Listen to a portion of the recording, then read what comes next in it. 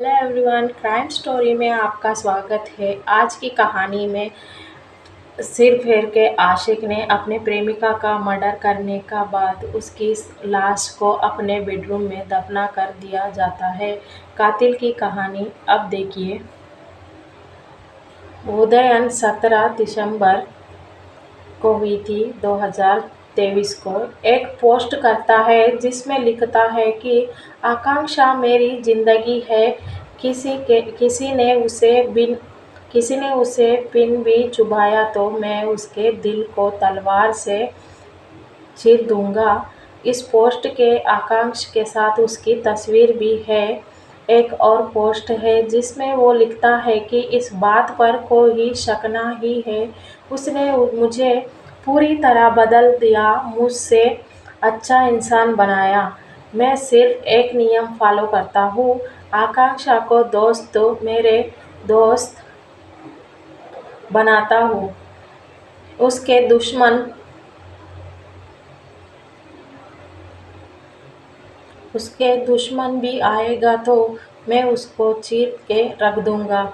उसने मांग में सिंदूर तो पति के नाम का लगा रखा था, पर दिल में कोई और बस रहा था। उसके सामने एक तरफ पति था, एक तरफ दूसरी छोड़ने भी नहीं चाहती थी, और वो प्यार को दूर भी नहीं कर सकता था, नहीं जा सकती थी। और बस यहीं से धोखा की इस कहानी की शुरुआत होती है। आइए अभी इस 3 किरदारों को आपका तारुफ करा दे। प्रीति अनिल शर्मा उनका नाम, और बदला हुआ नाम गुफरान अहमद। यही है कि इसे धोखा द मिस्ट्री के कुल 3 किरदार कमरे में अंदर और बाहर मौजूद नहीं। इन्हें 3 किरदार के बीच इस सबसे अनोखी दास्तां की तमाम कड़ियाँ जुड़ी हैं। सिंदूर तो पति के नाम का लगा रखा था, पर दिल में कोई और रहता था। सऊदी दिल्ली में बुटीक चलाने वाली प्रीति पर गुफरान की पहली नज़र उसकी इसी बुटीक में पड़ी थी। नज़रें क्या मिली, आंखों के रास्ते प्यार रफ्ता रफ्ता दिल में उतर गया था। प्रीति और गुफरान कभी मुड़कर नहीं देखा। दोनों के बीच मुलाकात का सिलसिला बुटीक से सीधे बेडरूम तक जा पहुंचा। बावजूद इसके कि प्रीति शादीशुदा थी, बावजूद इसके कि वो इज्जतदार शख्सियत था, प्रीति और गुफरान की ये मुलाकात हर गुजरात दिन के साथ और परवाना चढ़ती थी, और दोनों का ये नाजायज़ रिश्ते दिनों दिन मजबूत होता गया। लेकिन रिश्तों की ये हकीकत ज़्यादा दिनों तक सुनील से छिपा ना सकी। एक दिन खुद अनिल से अपने ही घर में अपनी बीवी को एक गैर मर्द की बाहों में देख लिया। ये वे मंजर था जिसने अनिल के पैरों तल में ज़मीन खिसक गई थी। ना वक्त की पाबंदी थी, ना ही रिश्तों की फांस, लेकिन अपनी बीवी को दिलो जाने से चाहने वाला अनिल इस बात को बुलाने नहीं चाहता था, और लिहाज उसने अपनी बीवी प्रीति को समझाने के लिए कोशिश भी करा। उसे गुफरान से दूर रखना चाहा, लेकिन अपने शौहर की ये बंदिश प्रीति को मंजूर नहीं थी। बीवी की बेवकूफ़ अनिल को लगातार परेशान कर रही थी। वो अंदर ही अंदर घुट रहा था, लेकिन इस बात को पहले कि वो कुछ कर पाता, इससे पहले कि वो अपनी बीवी को रोक पाता, कि अचानक वो खुद ही गुस्स हो गया। घूम भी ऐसा कि तलाश बेकार। सवाल ये था कि वह कहाँ गया अनिल, किसने गायब किया अनिल को, क्या इसे गुमशुदगी छिप है। धोखा की सबसे कड़वी बात हकीकत अनिल का आगाज था कि अपने माशूका गुफरान के लिए अब उसके घर दरवाजे पर पूरी तरह खुल चुके थे। पति रहस्यमयी तरीके से गायब था। अब न व्यक्ति की पाबंदी थी, न ही रिश्तों की फांस थी। लिहाज प्रीति की अय्याशी को जैसे पंख लगा रखे थे। सबसे बड़ा यही था कि प्रीति अब आज़ादी से आशिक के रास्ते का सबसे बड़ा रोड उसका पति रहस्यमयी तरीके से गायब हो चुका था। अब ना कोई रोकने वाला है और ना ही कोई ठोकने वाला है। वक्त की ही कोई पाबंदी नहीं थी। लिहाज अब दोनों खुल्लम खुल्ला मिलने लगे। चूंकि प्रीति का एक करोड़पति बाप की बेटी थी। लिहाज पिता पैसों पर, प्रीति का इश्क भी शबाब पर था। गुफारान के साथ मिलकर प्रीति ने अपने बाप की दौलत उड़ाती शुरू कर दिया। पर यह बात प्रीति के पिता सुजीत किस्म से भी ज़्यादा दिन तक छुप नहीं रहा। इसके सुजीत अपने बेटी के अय्याशी रिश्तों को और एक गैर मर्द के साथ उसके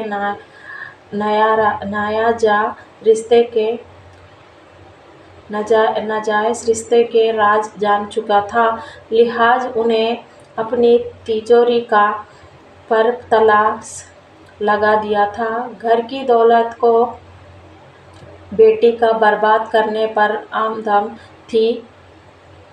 यही बात प्रीति की पिता को अंदर ही अंदर खा जा रही थी। बेटी की अय्याशी और एक गैर मर्द के साथ अय्याशी करना रिश्ते में सबको पता चलता है। इधर बाप ने अपनी तिजोरी बेटी के लिए बंद की तो उधर शाही खर्च और हाई प्रोफाइल लाइफ स्टाइल ने प्रीति पास अपनी अय्याशी के लिए एक आदमी का कोई और जरिया भी नहीं था। घूम कर फिर कर प्रीति की निगाह अपने पिता की बेशुमार दौलत पर गड़ गई थी। उसे अच्छी तरह मालूम था कि बिना हाथ पांव मारे करोड़पति दौलत के उसके हाथ लगा सकती है। लिहाज अब उसके मन में किसी भी सूरत में पिता की दौलत हासिल करने का लाचार घर करने लगा।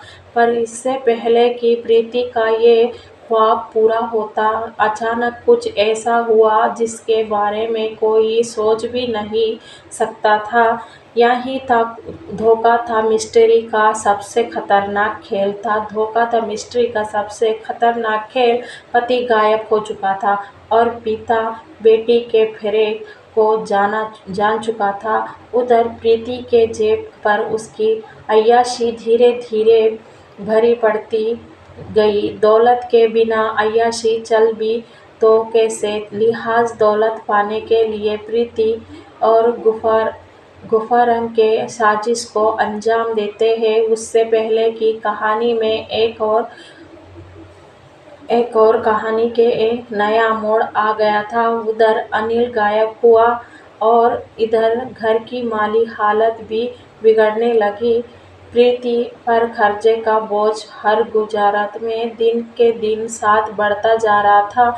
दूसरी तरफ पुलिस ने उसके पति के रहस्यमयी गुमशुदा की तलाश में तफ्तीश में पूरी तेजी से जुटी।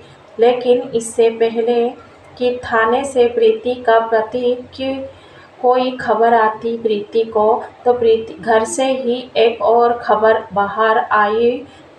पति के बाद अब अचानक से प्रीति के पति सुजीत सिंह गायब हो चुके थे। पति के बाद पिता सुजीत सिंह भी गायब है। एक ही घर से दो गुमशुदा ने पुलिस का भी सिर चकरा दिया।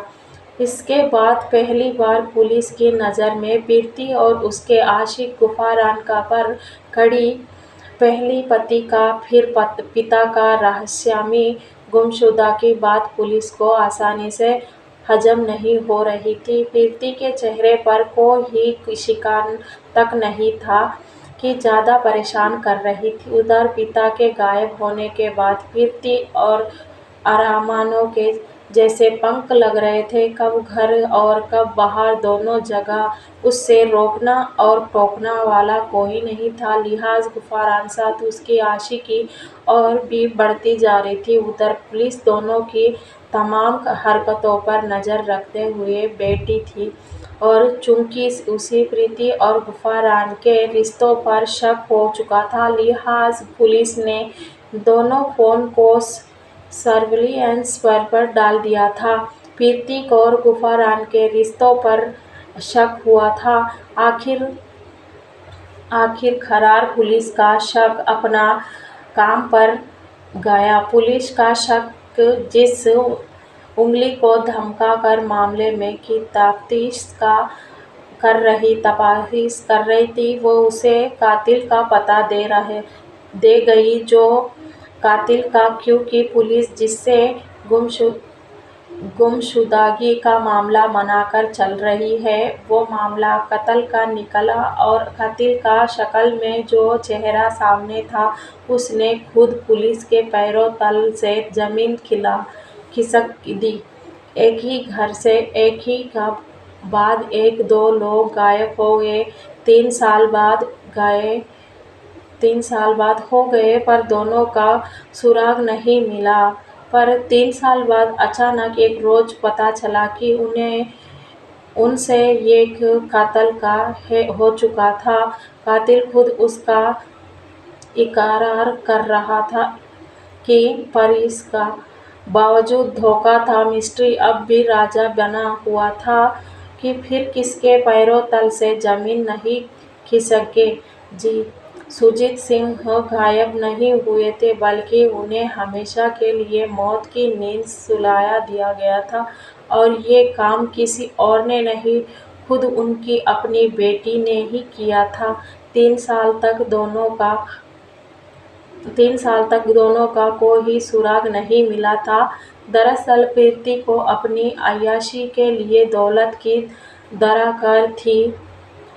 बुटीक से मिलने वाला पैसा उसके लिए नाकाफी, फिर से गुफरान के खर्चे के लिए आदत ने भी प्रीति के हाथ तंग कर दिया। लिहाज पर मुफासिल से निकले लिए दोनों एक खतरनाक साजिश सजी कि प्रीति अपने बाप की आलीशान बिल्डिंग को बेचकर करोड़ों रुपया हासिल कर सकती थी। वो अपने पिता को इकलौती वारिस भी थी, पर वे उसे ये विरासत बाप के जीते जी मिलने की कोई उम्मीद नहीं थी। आरोप है कि उसने अपने पिता की ही हमेशा के लिए रास्ते को हटा दिया। फैसला कर लिया कि साजिश के तहत प्रीति ने गुफारान के लिए बुलावा। सुजीत सिंह तब अंजाम से खबर आया, कमरे में आराम कर रहा था। रातों रात अचानक दो अजनबियों को आते देखा तो वो चौंक गए, पर इससे पहले कि कुछ समझ में तो आता, गुफारान और प्रीति ने तकिया से मुंह बंद कराकर सुजीत की भी हत्या कर दी। फिर तो इसके गुफारान का और उसके दोस्त ने सुजीत की लाश को एक चादर में लपेटकर दूर गंगानगर में फेंक दिया था। रात के अंधेरे में माचिस हुआ था। इस तरह वो कातिल अपने हत्या पे हत्या करती जा रही थी, फिर भी पुलिस को पता नहीं चला। इस कहानी में अगर हमारे पास कितना भी पैसा हो तो उस पैसों का इस्तेमाल करना चाहिए, लेकिन यहाँ अपने ही पापा को उसकी बेटी ने ही मार दिया था। So thank you.